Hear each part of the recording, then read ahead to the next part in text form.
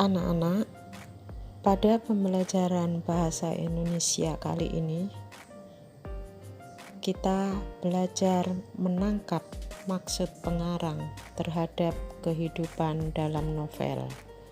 Buku paket halaman 115 sampai 117.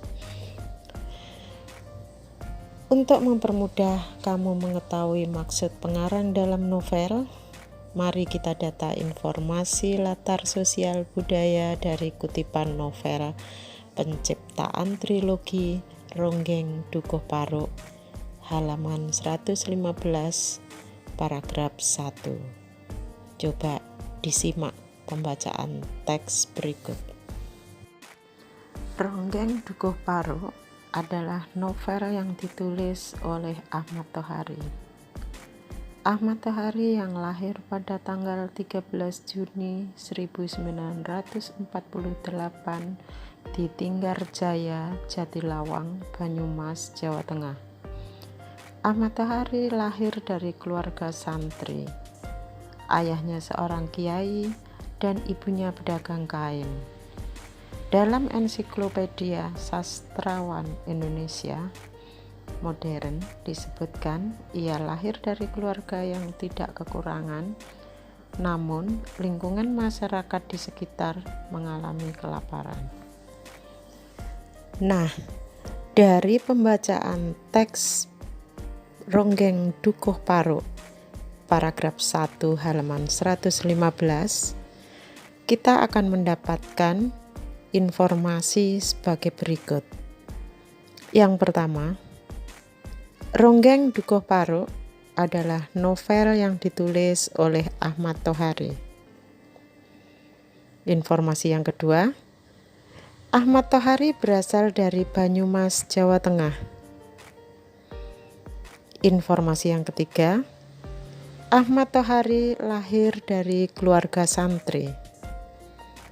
Informasi yang keempat, dalam ensiklopedia sastrawan Indonesia modern, ia lahir dari keluarga yang tidak kekurangan, namun lingkungan sekitarnya kelaparan. Novel ini bercerita tentang kisah cinta antara Serintil, seorang penari ronggeng, dan Rasus, teman sejak kecil Serintil yang berprofesi sebagai tentara. Ronggeng Dukuh Paruk mengangkat latar Dukuh Paruk, desa kecil yang dirundung kemiskinan, kelaparan, dan kebodohan. Latar waktu yang diangkat dalam novel ini adalah tahun 1960-an yang penuh gejolak politik. Pada penerbitan pertama, novel ini terdiri atas 3 buku atau trilogi, yaitu Catatan Buat Emak, Lintang Kemukus Dini Hari, dan Jantera Biang Lala. Novel ini telah diadaptasi ke dalam film Darah dan Mahkota Ronggeng pada tahun 1983 dan Sang Penari tahun 2011. Pada 2014, Ronggeng Dukuh Paruk diterbitkan dalam bentuk audio menggunakan suara Butet Kertarjasa. Nah, anak-anak, setelah kalian mendengarkan pembacaan teks paragraf kedua dari Ronggeng Dukuh Paruk, kalian akan menemukan beberapa informasi, yaitu yang pertama, novel yang berisi kisah cinta antara Serintil, seorang penari ronggeng, dan Rasus, teman sejak kecil yang berprofesi sebagai tentara. Informasi kedua, Dukuh Paruk adalah dukuh kecil atau desa kecil yang dirundung kemiskinan, kelaparan, dan kebodohan. Informasi ketiga, novel ini dibuat tahun 1960-an yang penuh gejolak politik. Informasi keempat, Penerbitan pertama novel ini terdiri dari 3 buku, yaitu Catatan Buat Emak, Lintang Kemukus Dini Hari, dan Jantera Biang Lala. Informasi kelima, novel ini telah dibuat film dengan judul Darah dan Mahkota Ronggeng dan Sang Penari. Informasi yang keenam, Ronggeng Dukuh Paruk diterbitkan dalam bentuk audio dengan menggunakan suara Butet Kertarajasa.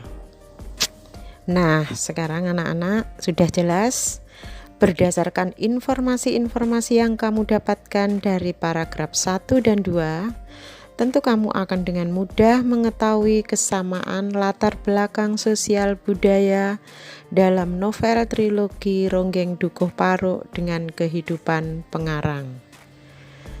Untuk itu, sekarang coba kamu jawab apa kesamaan antara pengarang dan kehidupan sosial budaya dalam novel trilogi Ronggeng Dukuh Paruk. Silahkan jawabannya ditulis dalam tempat yang telah disediakan. Oke, sampai bertemu lagi dan selamat belajar. Jangan lupa 3M. Selalu memakai masker jika keluar rumah.